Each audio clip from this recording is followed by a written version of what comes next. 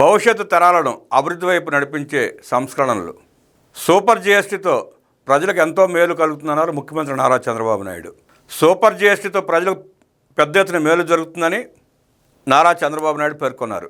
Super 6 పథకాలతో ప్రజలకు ఎలా మేలు జరిగిందో అదేవిధంగా ప్రస్తుత సంస్కరణలతో కేంద్ర ప్రభుత్వం జీఎస్టీని సూపర్ జీఎస్టీగా మార్చిందని, దీని ద్వారా కూడా ప్రజలకు పెద్ద ఎత్తున మేలు చేకూరుతుందని సీఎం చంద్రబాబు నాయుడు పేర్కొన్నారు. సుమారు 8,000 కోట్ల రూపాయలు రాష్ట్ర ప్రజలకు ఆదా అవుతాయని చంద్రబాబు పేర్కొన్నారు. అసెంబ్లీ సమావేశాల 3వ రోజు ముఖ్యమంత్రి చంద్రబాబు నాయుడు మాట్లాడుతూ జీఎస్టీ సంస్కరణలపై రాష్ట్ర ప్రభుత్వం చేపట్టబోయే ప్రచార కార్యక్రమాలపై ప్రకటన చేశారు.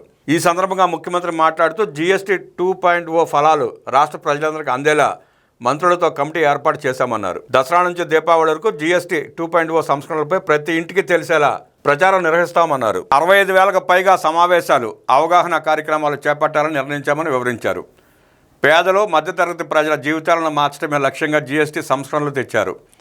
2047 నాటికల్లా రాష్ట్ర ప్రభుత్వం పెట్టుకున్న లక్ష్యాల సాధనకు జీఎస్టీ సంస్కరణలు, సూపర్ 6, P4 కార్యక్రమాలు శక్తివంతంగా పనిచేస్తాయి.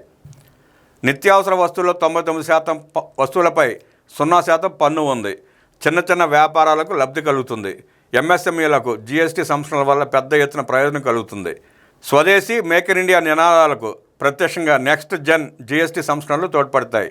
ఈజ్ ఆఫ్ డూయింగ్ బిజినెస్కు సహకారం లభిస్తుంది. గ్లోబల్ బ్రాండ్లుగా భారతీయ ఉత్పత్తులు పోటీ పడేందుకు ఆస్కారం కలుగుతుంది. భారతీయ ఉత్పత్తులు కొనుగోలు చేస్తే దేశాభివృద్ధిలో నేరుగా భాగస్వాములు అయినట్టే. మేడ్ ఇన్ ఇండియా ఉత్పత్తులను కొనుగోలు చేయాలని సీఎం చంద్రబాబు చెప్పారు. సంస్కరణలతో అభివృద్ధి, సంపద సృష్టి జరిగే అవకాశం ఉంటుంది. నిత్యావసర సరుకులు, గృహోపకరణాలు, ఔషధాలు, విద్య, స్టేషనరీ ఉత్పత్తులు, వస్త్రాలు, క్రీడా వస్తువులు, మహిళలు, చిన్నారులకు ఉపయోగపడే వస్తువులు, రవాణా, హోటళ్లు ఇలా వేరువేరు రంగాల్లో పన్నులు తగ్గుతాయి.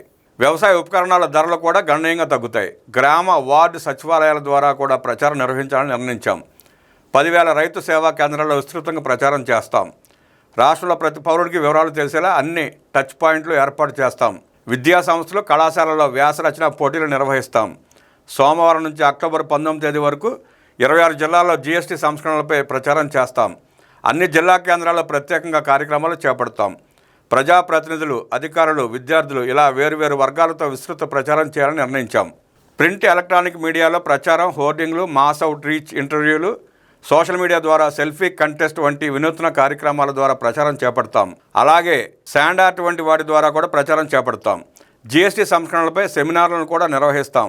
దుకాణాల వద్ద కూడా జీఎస్టీ తర్వాత తగ్గింపు ధరలను కూడా ప్రదర్శించేలా చూస్తాం. జీఎస్టీ 2.0 సంస్కరణలు భవిష్యత్ తరానికి ఉపకరిస్తాయి. స్వర్ణాంధ్ర దిశగా అన్ని వర్గాలను నడిపించేలా ఈ సంస్కరణలు ఉన్నాయి. ప్రజలందరికీ దసరా, దీపావళి పండుగ శుభాకాంక్షలు. తగ్గిన ధరలతో అందరూ ఆనందంగా ఈ పండుగలు జరుపుకోవాలని కోరుతున్నానని సీఎం చంద్రబాబు నాయుడు అన్నారు.